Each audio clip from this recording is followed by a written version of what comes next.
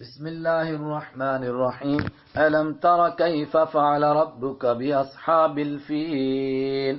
قیامت کبریٰ سے جب بھی ڈرایا جاتا ہے تو قیامت صغریٰ کو بطور نمونہ پیش کیا جاتا ہے کہ یہ آخرت کی جو قیامت ہے اس کو سمجھنا ہو تو یہ دیکھو نا، کچھ لوگوں پر قیامت آئی ہے، ذرا ان کو دیکھ لو، وہ اپنے آپ کو بچا سکے، اس کے لیے فوراً ہاتھی والوں کا تذکرہ۔ کیا ہیں ہاتھی والے؟ سیرت پڑھنے والے جانتے ہوں گے۔ مکہ میں اللہ کا گھر بیت اللہ شریف ہے، لوگ اس کا طواف کرتے ہیں، وہیں پر حج اور عمرہ ہوتا ہے، اور اس وجہ سے جب بہت سارے لوگ وہاں آتے ہیں تو وہاں کے لوگوں کی بزنس بھی چمکتی ہے۔ کچھ دوسرے لوگوں کی بھی رال ٹپکی اس کے اوپر، اور آج بھی ٹپک رہی ہے۔ بڑے لوگ دائیں بائیں ہیں اسی طرح بنا رہے ہیں، سوچتے ہیں کہ شاید یہی لوگ طواف کر لیں گے تو ہمارا بزنس بھی چل جائے گا، لیکن ایک وہ گھر جس کو اللہ نے بنوایا، اور ابراہیم علیہ السلام کے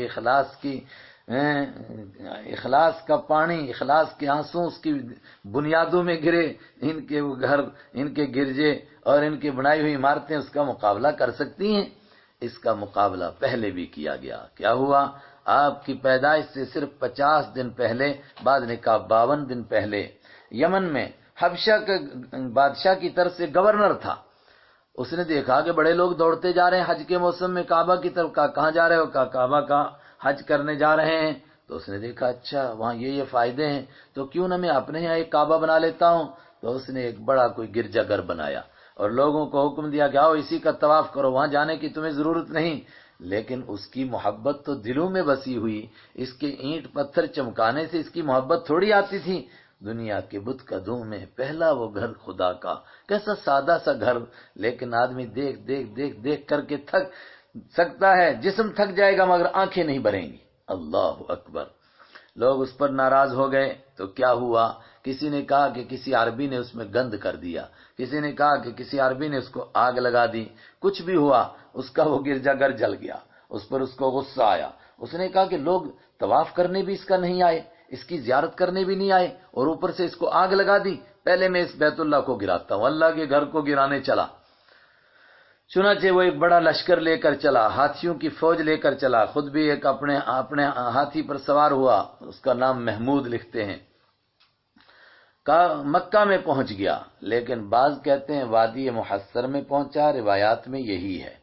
اور وادی محصر کتنی ہے؟ کہتے ہیں کہ 540 گز مربع ہے، اتنا حصہ ہے یہ، مزدلفہ میں ایک حصہ ہے، یہاں تک پہنچ گیا۔ دوسرے حضرات کہتے ہیں کہ نہیں، طائف سے آ رہا تھا اور مکہ اور طائف کے بیچ میں ایک مقام میں رکا، وہ کہتے ہیں کہ حرم تک نہیں پہنچ پایا، واللہ عالم۔ وہاں پہنچا تھا تو حضرت رحمت عالم صلی اللہ علیہ وسلم کے دادا، ان کو اس نے اطلاع دی کہ میں کعبہ کو گرانے آ رہا ہوں، اور اس کے لوگوں نے ان کے اونٹ بھی پکڑ لیے تھے۔ انہوں نے ملاقات کی اور اس سے کعبہ کے بارے میں کچھ بات نہیں کی، صرف اتنا کہا کہ تمہارے لوگوں نے میرے اونٹ پکڑے ہیں، میں ان کو چھڑانے کے لیے آیا ہوں۔ اس نے کہا کعبہ جو تمہارا دین و مذہب ہے، میں اس کو گرانے کے لیے آیا، اس کی کوئی بات نہیں، اور آپ اونٹ کی باتیں کرتے ہیں۔ فرمایا انا رب الجمل، میں اونٹ کا مالک ہوں، وَلِهَذَا الْبَيْتِ رَبٌّ، اور اس گھر کا مالک کوئی اور ہے، میں تو اونٹ کا مالک ہوں، میرے اونٹ دو، اس گھر کا جو مالک ہے وہ خود اس کی حفاظت کرے گا۔ اور مکہ والوں کو کہا کہ اتنا بڑا لشکر ہے، ہم اس کا مقابلہ نہیں کر سکتے، ہم اس کو اپنے مالک کے حوالے کرتے ہیں، اور پھر اس مالک کی قدرت کا نظارہ کرتے ہیں، اور سب کو لے کر پہاڑوں پر چلے گئے۔ اس نے آگے بڑھانے کی کوشش کی، ابرہہ نے اپنے لشکر کو، اس کا لشکر آگے نہیں بڑھ سکا۔ سمندر کی طرف سے کچھ پرندے آئے، انہوں نے اندھا دھند اس پر بمباری کی، سب کے سب بھسم ہو گئے۔ یہیں بمباری کیا کرتے تھے؟ قرآن پاک نے کہا مٹی کے پتھر، چھوٹی چھوٹی کنکری، وہ بھی مٹی کی پکی ہوئی، مگر کیسے؟ ایک دو چونچ میں، وہ ایک چونچ میں کنکری اور دو پنجوں میں، ہر ایک کے پاس 3 اوپر سے چھوڑتے تھے، سوار کے سر پہ لگتی تھی، اس کے جسم کو چیرتی تھی، ہاتھی کو چیرتی تھی اور زمین کے اندر چلی جاتی تھی۔ اللہ اکبر۔ سب یہیں پر مرے، ایک ابرہہ بچ گیا، کیوں؟ اس کو عبرت کا نشان بنانا تھا۔ یہ واپس پہنچا کہاں؟ یمن، لیکن وہاں پہنچتے پہنچتے اس کو کوڑ کی بیماری ہوئی، اس کا جسم پھٹ پھٹ کر کے گل گل کے گرنے لگا۔ راستے میں وہاں ایسا پہنچا جیسا کہ آگ میں وہ جھلسایا ہوا چوزا ہوتا ہے، اس طرح پہنچا۔ اس کو دوسروں کے لیے عبرت کا نمونہ بنایا، اسی کو فرمایا الم ترا کیا نہیں دیکھا آپ نے کیفا کیسے فعل کیا ربک تیرے رب نے باصحاب الفیل ہاتھی والوں کے ساتھ، الم یجعل کیا آپ نے نہیں دیکھا بنا دیا، الم یجعل کیا نہیں بنایا ربک پیچھے فاعل آپ کے رب نے کیدہم ان کی تدبیر کو فی تضلیل گمراہی میں، انہوں نے جو سوچا تھا وہ نہیں ہو سکا، وارسل اور بھیجا اس نے علیہم ان پر طیرن پرندوں کو، ابابیل ابیل کی جمع ابال کی جمع ابا اور بھی بتایا گیا اس کی جمع بہرحال ابابیل کو بھیجا، ابابیل کے معنی پرندوں کا جھنڈ بھیجا، یہ کسی پرندے کا نام نہیں ہے، بعض لوگ سوچتے ہیں وہاں کچھ پرندے گھومتے رہتے ہیں کہ یہی ابابیل ہیں اور یہ ان کی نسل میں سے ہیں۔ عبداللہ ابن عباس کی روایت ہے کہ وہ پرندے بس پہلی مرتبہ دیکھے اور آخری مرتبہ دیکھے، نہ پہلے کسی نے دیکھے نہ دوبارہ کسی نے دیکھے، ترمیہم پھینکتے تھے وہ ہم ان کے اوپر بحجارۃ پتھر، مگر کس کے، من سجیل مٹی کے سنگ گل کے پتھر پھینکتے تھے، فجعل تو بنا دیا اللہ نے ہم ان کو کعصف مأکول کا جیسا، عصف بھسا، مأکول کھایا ہوا، کعصف مأکول بنا دیا اس کو کھائے ہوئے بھسے کی طرح، اردو کا بھی محاورہ ہے مار مار کے تیرا بھسا بنا دوں گا، اللہ نے بھسا بنا دیا وہ بھی کھایا ہوا، بعد نے کہا کھایا ہوا کا مطلب گوبر بنا دیا، اور بعد نے کہا وہ بھسا جس کو جانور کھاتا رہتا ہے اور باقی کے اوپر پیشاب بھی کرتا ہے اور صبح اپنے پاؤں سے مسلتا بھی رہتا ہے، وہ بھسا بنا دیا۔ یہ بیت اللہ کی قدر و قیمت، اگلی صورت میں مزید اس کی برکتوں کا بیان ہے، اوپر نہ قدروں کا بیان تھا، آگے قدر دانوں کا بیان۔ بسم اللہ الرحمن الرحیم، لإیلاف قریش، قریش کے محبت کرنے کی وجہ سے، ایلافہم یعنی ان کے محبت کرنے کی وجہ سے، پسند کرنے کی وجہ سے، کس کو، رحلۃ الشتاء سردی کے سفر کو، والصیف گرمی کے سفر کو، گرمی میں شام کا سفر کرتے تھے، سردی میں یمن کا سفر کرتے تھے، اور ان دو سفروں کے اوپر ان کا کاروبار کھڑا تھا، اگر یہ دو ان کے ہاں کچھ پیدا تو ہوتا ہی نہیں تھا، ان دو سفروں سے ہی معیشت کی کمر مضبوط ہوتی تھی، لیکن یہ دو سفر کیوں ہو رہے تھے؟ صرف اس لیے ہو رہے تھے کہ وہ بیت اللہ کے باسی تھے، اس لیے کوئی ان سے کوئی بات نہیں کرتا تھا، کوئی چھیڑتا نہیں تھا، کوئی ان کو ستاتا نہیں تھا، بلکہ لوگ ان کے لیے کھانا بنا کر انتظار کرتے تھے کہ بیت اللہ کے پڑوسی آ رہے ہیں، بیت اللہ کے پڑوسی ان سے کچھ بیچتے تھے تو سستا بیچتے تھے، خریدتے تھے تو مہنگا خریدتے تھے، یہ سب کچھ نصیب کس کی وجہ سے ہوا؟ اس گھر کے رب کی وجہ سے، جب اس گھر کے رب نے یہ تم کو دیا، فَلْيَعْبُدُوا تو چاہیے کہ وہ عبادت کریں، رب ھذا البیت اس گھر کے رب کی، الذی جس نے اطعم کھلایا ہم ان کو، من جوع بھوک سے بچا کر، وآمن اور امن دیا ہم ان کو، من خوف خوف سے بچا کر۔ بسم اللہ الرحمن الرحیم، بیت اللہ کی برکتوں کا بیان تھا، آگے تذکرہ ہے ان کا بھی جو بیت اللہ کے پاس ہی رہتے ہیں لیکن اس مالک کے منکر ہیں، اس کو مانتے ہی نہیں۔ کتنے منکر؟ فرمایا جو اس مالک کو نہیں مانتا وہ اخلاق اور کردار سے بھی گرا ہوا انسان ہوتا ہے۔ بعض لوگوں نے کہا کہ اس کی ابتدائی آیتیں مکی ہیں اور بعد کی آیتیں، آگے کی 3 آیتیں مدنی ہیں، تو پھر بتانا کیا ہے؟ قرآن یہ کہنا چاہتا ہے کہ خدا کے دین کا منکر کوئی مکہ کا مشرک ہو یا خدا کے دین کا منکر کوئی مدینہ کا منافق ہو، بہرحال وہ اخلاق اور کردار سے گرا ہوا ہوتا ہے۔ کیا ان کا اخلاق اور کردار ہوتا ہے؟ ارائیتا کیا آپ نے دیکھا، الذی اس شخص کو، یکذب جو جھوٹ سمجھتا ہے، بالدین فیصلے کو، جزا کو، قیامت کو، فذالک یہی تو وہ شخص ہے، الذی یدع جو دھکا دیتا ہے، الیتیم یتیم کو، ولا یحض اور نہیں ابھارتا ہے اپنے آپ کو کہیے یا دوسروں کو، علی طعام المسکین غریبوں کے کھانا کھلانے پر، فویل تو بربادی ہے، للمصلین ایسے نمازیوں کے لیے۔ اگر مدنی آیت ہے تو اس کا مطلب وہ منافق جو دکھلاوے کے لیے نماز پڑھتے ہیں، اور اگر مکی ہے جس طرح کہ مشہور یہی اور زیادہ تر حضرات کی رائے مکی ہونے کی، تو پھر مکہ والے بھی تو نمازیں پڑھتے تھے نا، پڑھ چکے ہم سورہ انفال میں کیا کرتے تھے، ما کان صلاتهم عند البیت الا مکاء وتصدیہ، بیت اللہ کے پاس کھڑے ہو کر سیٹیاں بجاتے تھے، تالیاں بجاتے تھے، کیا کر رہے کہتے ہیں نمازیاں پڑھتے پہ ہمارے ایسے ہی بولتے نا، الذین هم عن صلاتهم بربادی ہے ان نمازیوں کے لیے بھی جو ہم عن صلاتهم اپنی نمازوں سے ساہون بے خبر ہیں، بھولے ہوئے ہیں، پتہ ہی نہیں نماز کی حقیقت کا، سیٹیاں بجانے اور تالیاں بجانے کو نماز سمجھتے ہیں۔ یہ دونوں طبقے اخلاق سے گرے ہیں۔ پہلے طبقے کے اخلاق کی کمزوری کیا تھی؟ کہا تھا یہ یتیموں کو دھکے دیتے ہیں اور غریبوں کو کھانا کھلانے کے لیے بھی کسی کو نہیں کہتے ہیں۔ تو دوسرے طبقے کی کمزوری الذین یراؤون، جو دکھلاوا کرتے ہیں صرف دکھلانے کے لیے ان کو کہہ دو بھئی ویڈیو بنائیں گے اور بس دنیا بھر میں پھیلائیں گے تو دوڑ کر آ جائیں گے، سب کچھ خرچ کریں گے، لیکن اللہ کے لیے کرو اور دائیں سے دو بائیں کو پتہ نہ چلے، اس کے لیے وہ تیار نہیں۔ وَيَمْنَعُونَ، اور وہ روکتے ہیں الماعون، ماعون کو بھی نہیں دیتے ہیں، اس سے بھی روکتے ہیں۔ ماعون کیا ہے؟ اگر مدنی آیت ہے تو اس کی تفسیر کی گئی کہ زکوٰۃ نہیں دیتے ہیں، اور اگر مکی آیت ہے تو اس کی تفسیر کی گئی کہ معاون کہتے ہیں چھوٹی چھوٹی چیزیں جو استعمال کے طور پر ایک دوسرے کو دے دی جاتی ہیں۔ آپ کی جیب کے ساتھ پین ہے، دوسرے نے کہا ذرا سگنیچر کرنا ہے، پین دے دیجئے۔ تو ایسا آدمی جو اللہ کو نہیں مانتا، آخرت کو نہیں مانتا، اخلاق سے کیسے گرتا ہے؟ وہ کہتا ہے سیاہی خرچ ہوتی ہے نا، کیوں دوں، فری کا ہے کیا؟ کسی کے پاس سوئی ہے، دوسرے نے کہا کہ ذرا سوئی دے دیجئے، 2 ٹانکے مارنے، نے کہا سوئی گھستی نہیں ہے کیا؟ سوئی گھستی ہے، اور سوئی کس طرح گھستی ہے اور بخیل کیسا ہوتا ہے، اس کے لیے عربی ادب میں وہ جاحظ کا مقالہ پڑھو۔ اس نے لکھا نا ایک آدمی دوسرے کے ہاں کرایہ دار ہوتا تھا، تو کرایہ دار کے ہاں مہمان ہوتے تھے، مالک کے مکان نے الٹیمیٹم دے دیا مکان خالی کرو۔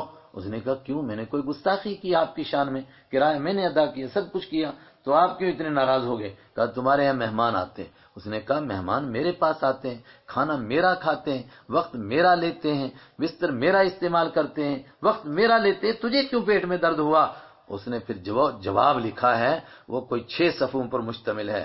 اس نے کہا جب مکان میں مہمان آتا ہے، مہمان بولتا ہے، اس کی آواز سے مکان کی دیواریں ہلتی ہیں، اس سے بنیادیں کمزور ہوتی ہیں۔ نہیں، کہا جب یہ کھانا کھاتے ہیں تو دانت پیستے ہیں، اس سے بھی مکان میں کمزوری آتی ہے۔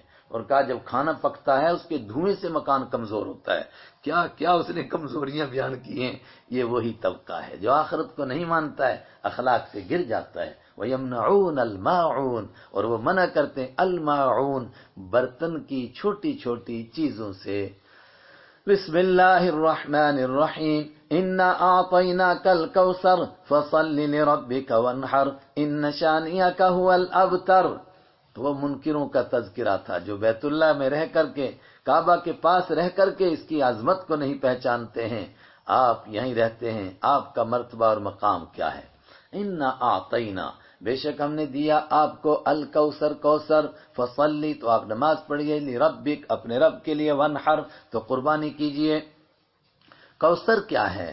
لوگ موٹے طور پر سمجھتے تھے کہ کوثر کہتے ہیں اس چشمے کو جس کی اصل نہر تو جنت میں ہوگی، لیکن اسی کی ایک شاخ محشر کے میدان میں بھی ہوگی جہاں لوگ پیاس کریں گے، پھر حضرت رحمت عالم صلی اللہ علیہ وسلم اس چشمے سے پیاسوں کو پلائیں گے، اور جس کو آپ کے مبارک ہاتھوں سے حوض کوثر نصیب ہوگا اس کو کبھی پیاس نہیں لگے گی۔ لیکن حضرت علی رضی اللہ تعالیٰ عنہ نے فرمایا نہیں، اسی کو کوثر نہیں کہتے، کوثر کے معنی خیر کثیر۔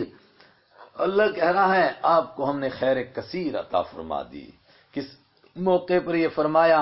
فرمایا آپ کے صاحبزادے ایک کے بعد دوسرے 3 صاحبزادے مکہ میں پیدا ہوئے، تینوں اللہ کے پیارے ہو گئے۔ اس کے اوپر مکہ کے لوگ خوش ہو گئے کہ باپ کا نام روشن تو بیٹے کرتے ہیں، ان کا تو کوئی بیٹا ہی زندہ نہیں رہا، مزے مارو، بس یہ دنیا سے جائیں گے مسئلہ ختم ہو جائے گا۔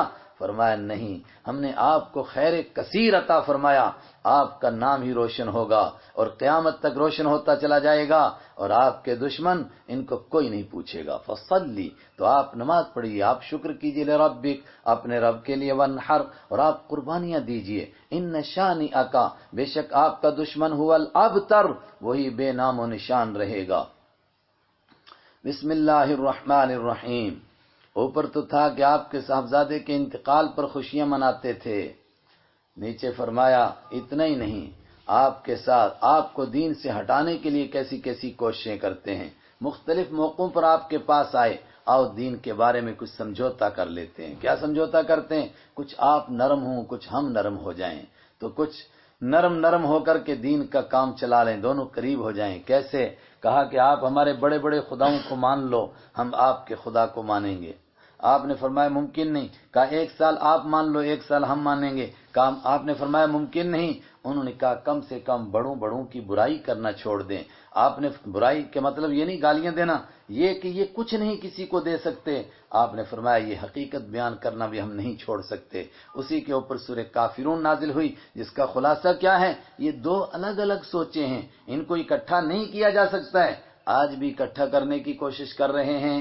قل یا ایھا الکافرون، آپ فرما دیجئے او منکرو، او نہ ماننے والو، یعنی یہ گالی نہیں ہے، اے وہ لوگوں جو قرآن کو نہیں مانتے ہو، لا اعبدو، میں نہیں عبادت کر سکتا ہوں، ما ان ہستیوں کے تعبدون جن کی تم عبادت کرتے ہو، ولا انتم، اور تم نہیں ہو عابدون عبادت کرنے والے، ما اس ذات کی، اعبدو جس کی میں عبادت کرتا ہوں۔ کیوں؟ اس کی وہ عبادت معتبر ہے جو صرف اسی کی ہو، تم اس کی بھی کرتے ہو اوروں کی بھی کرتے ہو۔ ولا انا، اور میں نہیں ہوں عابد عبادت کرنے والا، ما ان ہستیوں کی عبدتم جن کی تم نے پوجا کی، آج تک میں نے نہیں کی اور آئندہ بھی کبھی ایسا نہیں ہو سکتا۔ ولا انتم، اور نہ تم عابدون آئندہ کبھی عبادت کرنے والے ہو، ما اعبد اس ہستی کی جس کی میں عبادت کرتا ہوں۔ کیوں؟ یہ الگ الگ سوچیں ہیں۔ لکم دینکم، تمہارے لیے تمہارا دین ہے، ولی دینی، اور میرے لیے میرا دین ہے۔ بظاہر یہ بات بڑی سخت لگ رہی ہے، لیکن قرآن اشارہ کر رہا ہے جب اس طرح صاف صاف طور پر دین کو پہنچایا جائے گا، اس کا نتیجہ کیا نکلے گا؟ کنفیوژن دور ہوں گے اور لوگ جوک در جوک اللہ کے دین میں آئیں گے۔ اسی کو اگلی صورت میں بیان فرمایا، بسم اللہ الرحمن الرحیم، اذا جاء نصر اللہ۔ دیکھیے قل یا ایھا الکافرون مکی صورت اور اذا جاء نصر اللہ مدنی صورت، قل یا ایھا الکافرون مکہ کے ابتدائی دور کی، اذا جاء نصر اللہ مکہ کے سب سے آخری دور کی، بلکہ ایک روایت کے مطابق یہ وہ آخری صورت ہے کہ جس کے بعد صرف آپ 82 دن اس دنیا میں تشریف فرما رہے، اس کے بعد پردہ فرما گئے۔ آخری صورت، آخری دور کی صورت، لیکن مضمون کیسے مل رہا ہے؟ بالکل فرمایا ڈنکے کی چوٹ پر توحید پہنچاؤ۔ کیا ہوگا؟ دین پھیلے گا، کنفیوژن دور ہوگا۔ جب آپ خدا کے منکر کو بھی کہتے رہیں گے کہ نہیں جی کوئی بات نہیں، آپ بھی ٹھیک راستے پر چل رہے ہو، آپ بھی کبھی نہ کبھی جنت میں پہنچ جاؤ گے، تو پھر وہ تو اسی غلط فہمی میں مرتے دم تک بیچارہ رہے گا۔ اس کو صاف کہو یہ جہنم کا راستہ، یہ جنت کا راستہ ہے۔ اذا جاء، جب آ جائے گی نصر اللہ، اللہ کی مدد، والفتح، اور فتح آ جائے گی، ورأیت الناس، اور آپ دیکھیں گے لوگوں کو، یدخلون، کہ لوگ داخل ہو رہے ہیں، فی دین اللہ، اللہ کے دین میں، افواجا، فوج در فوج۔ اور 9واں سال اور 10واں سال فرمایا گیا یہ تھا ہی اسی کام کے لیے کہ لوگ فوج در فوج دین میں داخل ہو رہے تھے۔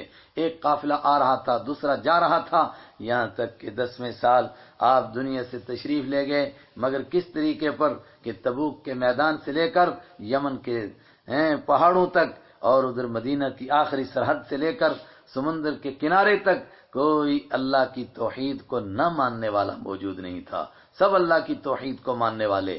فسبح، جب یہ منظر آپ دیکھیں تو آپ تسبیح کریں، بحمد ربک، اپنے رب کی حمد کے ساتھ۔ وہ جو بات ابھی فرمائی تھی سورہ ضحیٰ میں، کیا تھا؟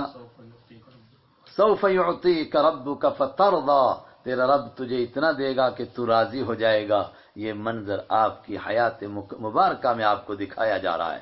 فرمایا جب یہ منظر آپ دیکھ لیں تو آپ سمجھیں کہ جس منصوبے کے لیے آئے تھے وہ منزل سے ہم کنار ہو گیا، اب آپ آگے کی تیاری کریں۔ سبح، پاکی بیان کریں، بحمد ربک، اپنے رب کی حمد کے ساتھ، واستغفرہ، اور کثرت سے اس کے ساتھ اس سے بخشش مانگیں۔ آپ تو ہیں بخشے بخشائے، امت کے لیے نمونہ بنے، امت کو پتا چلے کہ آخر میں کس طرح انسان کو دن گزارنے ہیں۔ سلمہ رضی اللہ تعالی عنہا فرماتی ہیں اس سورت کے اترنے کے بعد ایسا لگ رہا تھا جیسے ہم سے آپ کو کوئی تعلق ہی نہیں ہے، اور آپ ہم وقت بس ایک تیاری میں تھے کہ کوئی بڑا لمبا سفر ہے اور آپ جلدی ہم سے جدا ہونے والے ہیں۔ انہ کان توابا، بے شک وہ بہت توبہ قبول کرنے والا ہے۔ بسم اللہ الرحمن الرحیم، جوک در جوک اللہ کے دین میں لوگ آئیں گے، صاف صاف دین کی بات پہنچاؤ، مگر ابو جہل، عتبہ اور شیبہ اور ابو لہب جیسے تو گھر کے دشمن ہر دور میں رہیں گے۔ فرمایا جب اللہ کی مدد آئے گی تو پھر ان کو بھی صف ہستی سے مٹتے ہوئے وقت نہیں لگے گا۔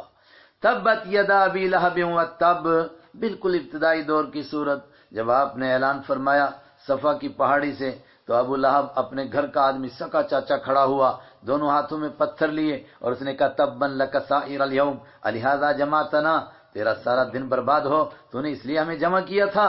اس نے کہا آپ برباد ہوں۔ قرآن نے کہا آپ نہیں، تبت یدا، برباد ہو گئے، ٹوٹ گئے، یدا دونوں ہاتھ، ابو لہب کے دونوں ہاتھ ٹوٹ گئے، وَتَبَّ، اور وہ خود بھی برباد ہو گیا، ما اغنا، نہیں کام آیا، عنہ، اس کے، مالہ، اس کا مال، وما کسب، اور جو اس نے کمایا تھا مال، وہ جو پیچھے سے باپ دادا سے ملا تھا وہ بھی کام نہیں آیا، جو اس نے کمایا تھا وہ بھی اس کے کچھ کام نہیں آیا، یا یہ ہے کہ اس کی اولاد اس کے کچھ کام نہیں آئی، مال بھی نہیں آیا۔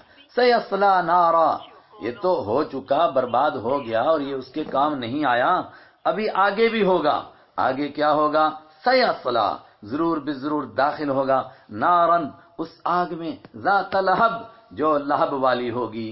ابو لہب کا معنی بھی تھا چمکتے ہوئے چہرے والا، تو ذات لہب کے معنی چمکتی ہوئی آگ۔ فرمایا بڑا خوبصورت ہے، چمکنے والا چہرہ چمکتی ہوئی آگ میں جائے گا۔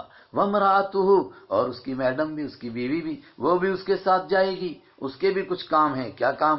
حمالۃ الحطب، وہ لکڑیاں اٹھانے والی ہیں، جنگل سے جا کے لکڑیاں لاتی تھی، اتنے بڑے سیٹھ کی بیوی، اتنے مالدار کی بیوی، مگر کنجوسی کا یہ عالم کہ خود جاتی تھی لکڑیاں لانے کے لیے، اور کسی نے کہا آپ کے راستے میں کانٹے ڈالنے کے لیے۔ فی جیدہا، اس کے گلے کے اندر، حبل من مسد، حبل، رسی ہوگی، من مسد، بٹی ہوئی، اور بعد نے کہا مونج کی، بعد نے کہا سن کی رسی ہوگی۔ وہ تو دنیا میں اس کے گلے میں رسی تھی، آخرت میں تو جہنم کا رسہ پڑے گا اس کے گلے میں۔ یہ قرآن پاک نے مکہ کے ابتدائی دور میں کہا کہ میرے حبیب کو کہتا ہے تو برباد ہو جائے، یہ خود برباد ہو جائے گا۔ اسی طرح برباد ہوا۔ خود ابو لہب کو اس کو یقین تھا، جنگ بدر میں نہیں گیا، کہنے لگا میرے بھتیجے نے بد دعا کر رکھی ہے، مجھے نہیں لگتا میں واپس آؤں گا، پیسے جتنے مرضی چاہو لے لو مگر میں نہیں جاؤں گا۔ نہیں گیا، یہ پیسے دیے اس نے، لیکن پھر کیسے مرا؟ طاعون کی بیماری میں، عدس کی بیماری حدیث میں آتا ہے، عدس طاعون کی بیماری کو کہتے ہیں، وہ اس کو لگی، بے چارگی میں مرا، اور گھر کے لوگوں نے بھی نکالا باہر، کسی اجاڑ گھر میں چھوڑ دیا، نوکر اس کو کھانا دیتے تھے، وہ کھانا خود ہی کھا جاتے تھے، یہ بیچارہ بھوکا اور پیاسا تڑپتے ہوئے مرا۔ جب مر گیا بدبو پھیلی تو لوگوں نے اس کے بچوں کو تانا دیا، تو انہوں نے مزدور کیے جنہوں نے اس کے پاؤں میں رسہ ڈالا، انہوں نے گھسیٹ کر کے کسی پہاڑ کی چوٹی پر کسی کھڈے میں ڈال دیا، اور اس کی بیوی، نام بھی اس کا ام جمیل، حورا اس کا نام، لقب اس کا ام جمیل، وہ بھی اسی طرح مری۔ وہ جنگل سے لکڑیاں لاتی تھی، ایک دن وہی رسی اس کے گلے میں پھنسی، اور اوپر گٹھڑ بندھا ہوا تھا، ادھر رسی یوں باندھ رکھی تھی گلے کے ساتھ، اسی میں پھانسی لگ کے مر گئی۔ بسم اللہ الرحمن الرحیم، قل هو اللہ احد۔ ابو لہب برباد ہو گیا، بڑے رکھے تھے اس نے پوجا کرنے کے لیے، کوئی اس کے کام نہیں آیا۔ فرمایا نہیں کام آیا، کیا ثابت ہوا؟ اللہ کے سوا کوئی دوسرا ہے ہی نہیں، اس لیے فرمایا قل، فرما دیجئے، هو اللہ احد، وہ اللہ ایک ہے، یکتا ہے، تنہا ہے، اس کا کوئی شریک نہیں۔ کیوں؟ اللہ الصمد، اللہ صمد ہے، صمد کا معنی جس کے سب محتاج، اور وہ کسی کا محتاج نہیں۔ لم یلد، اس کا کوئی بیٹا نہیں، ولم یولد، اور وہ کسی کا بیٹا نہیں، ولم یکن لہ، اور نہیں ہے اس کے لیے کفوا، کوئی برابری والا، کوئی اس کی کفو والا نہیں ہے، احد، کوئی، کفو کا مطلب اس کا کوئی ہم جنس نہیں ہے، تو بیٹا تو باپ کی جنس کا ہوگا، تو اس کی جنس کا جب کوئی ہے ہی نہیں تو اس کی اولاد کیسے ہو سکتی ہے؟ تو آپ کہیں کہ بے جنس کی اولاد ہو جائے گی، بے جنس کی اولاد ہونا عیب ہے، اور اس کی جنس کا کوئی ہے ہی نہیں، اس کی اولاد کیسے ہو سکتی ہے؟ بسم اللہ الرحمن الرحیم۔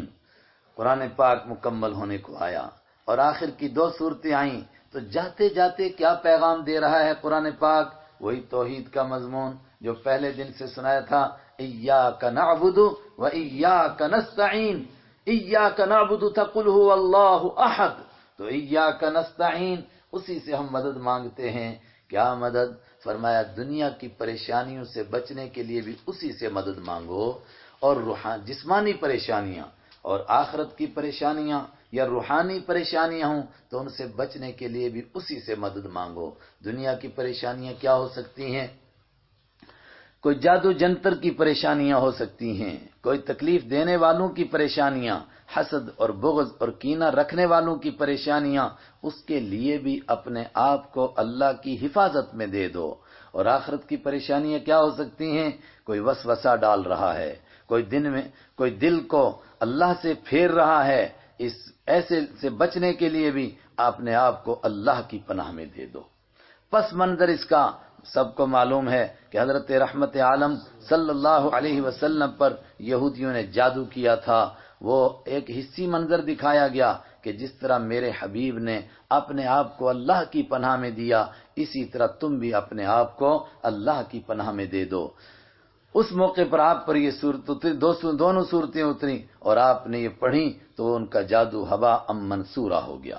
قل، آپ فرما دیجئے، اعوذ، میں پناہ لیتا ہوں، یعنی اپنے آپ کو حفاظت میں دیتا ہوں، کس کے؟ برب الفلق، روشنی کے رب کی، صبح کے رب کی، جو صبح کی روشنی پھاڑتا ہے، رات کی اندھیری سے انسان کو نجات دیتا ہے، اس روشنی پھیلانے والے، پھوڑنے والے رب کی پناہ میں اپنے آپ کو دیتا ہوں۔ من شر، ہر اس شر سے بچنے کے لیے، کس کے شر سے؟ ما خلقا، جو اس نے پیدا کیا۔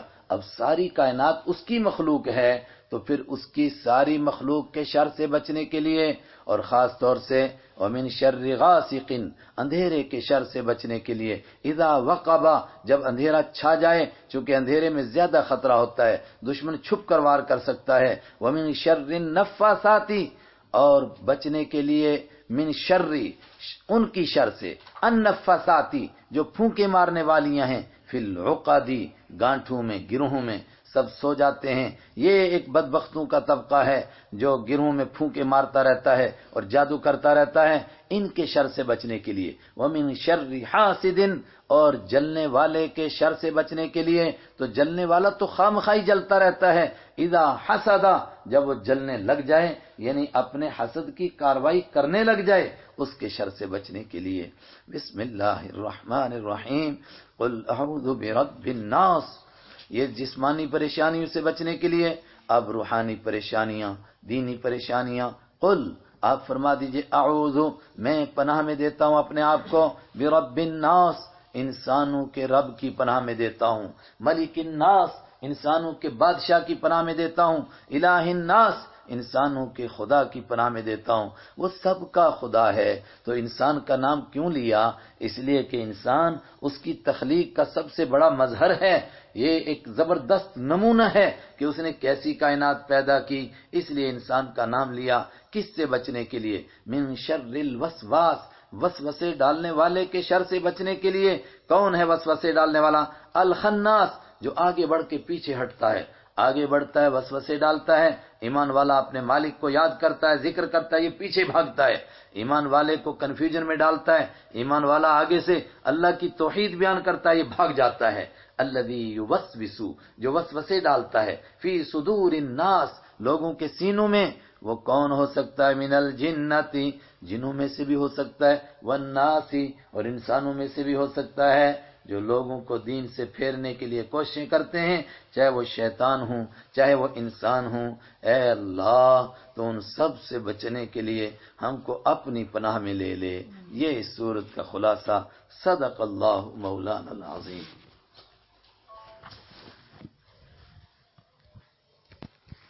اللہ